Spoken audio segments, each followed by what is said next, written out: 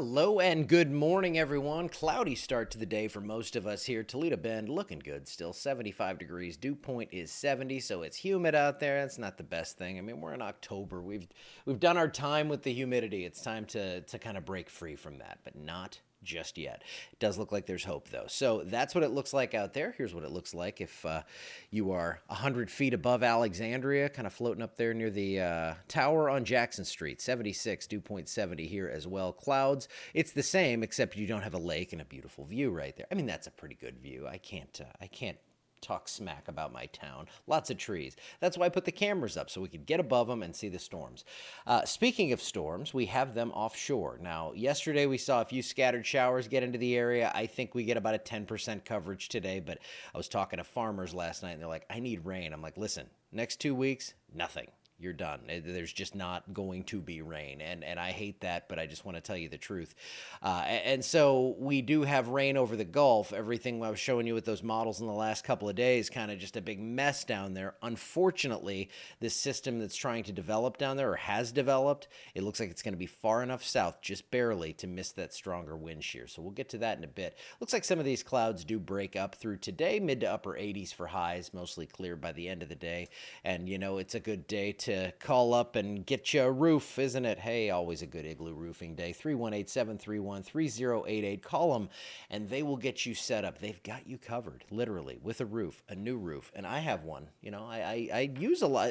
I try to use my sponsors whenever, and I definitely have me an igloo roof. You knew that. So here's your future cast now. This is what it looks like. Not much going on locally, but down to the south, still some rain trying to come into the southern marshes there from Grand Isle over toward Venice, maybe up towards Chalmette, getting a few sprinkles.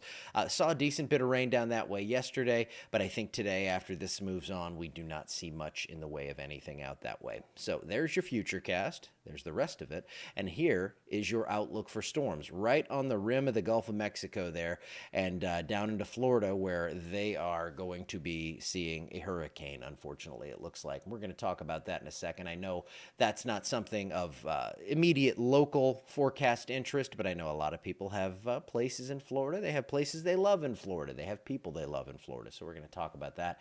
Severe storms possible up in the Great Lakes, so if you love someone up around Rhinelander, Wisconsin, I'm looking at you, Al Quartermont. They could see some storms. Now, we do have this area of interest. Well, it's not an area of interest so much as it is an actual system now. So there goes Tropical Depression 14. It looks like this thing quickly becomes a Category 2 hurricane, and then hopefully the prayer on this one is that it levels off as it goes a little further north and interacts with at least some of that wind shear. So we're looking at a 110 mile per hour Category 2. That's 1 mile per hour away from Category 3 hurricane moving across Florida. This is the initial forecast here. So again, there is a lot of movement here that is possible in the future on this, and we'll see exactly what this wind shear does, what the structure of this storm does in the next couple of days, but it does not look good. It doesn't look as good and encouraging as it did a couple of days ago when it looked like it was just going to be a lopsided mess that brought a lot of rain to Florida. It does look like we could see a pretty stout hurricane moving right across Florida very quickly. Look at from 7 a.m. Wednesday west of Tampa to 7 a.m. Thursday. I mean, offshore of like Myrtle Beach here. It doesn't look like this impacts the flooding up into the Carolinas and all that kind of stuff, but it does look like we are going to see some strong possibilities of wind and rain and power outages and all that stuff across Florida. You can see good agreement on the models. Let's say we take this one out. You're looking from around Punta Gorda up to Tampa or just north on that landfall, and that's right where they're forecasting right now. It's weird. I actually sit here with my cursor on my mouse and point at stuff and point it out and realize I'm pointing on my OBS thing, which is where I'm streaming through, and nobody can see it, but it helps me. So our rainfall outlook locally is not much, if anything, over the next week or two, as I said. Maybe a couple of sprinkles today. That's going to be about it. And your 7-day forecast, you guessed it, it's dry, but it looks so much better as we get into next week.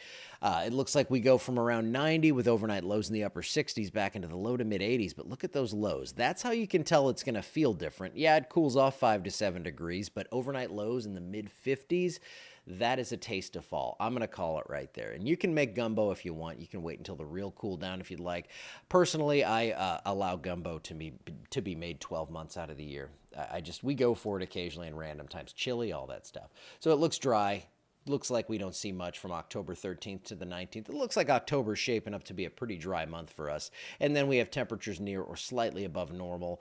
So we're looking at low to mid 80s for highs, and we're looking at overnight lows in the 50s. So more good stuff on the way. All right, I'm going to get out of here. Mainly going to be focusing on that system down across Florida. If you have plans to travel, if you have a cruise out into the Gulf of Mexico, it does look different than it did a few days ago. It looks like we are going to see a system spin up pretty quickly and become a hurricane out that way as it moves eastward toward the Florida peninsula. So any travel plans to Disney, to Tampa, anywhere in the peninsula of Florida. I started listing things earlier, like sections of it, and I was like, if you're in the central, southern, or northern, I'm like, wait, that's the whole thing. So if you're in the Florida peninsula, Panhandle looks pretty good with this one. But if you are down on that peninsula, it looks like a hurricane impact in about 4 or 5 days. All right, I will see you back here tomorrow. Have a good Saturday.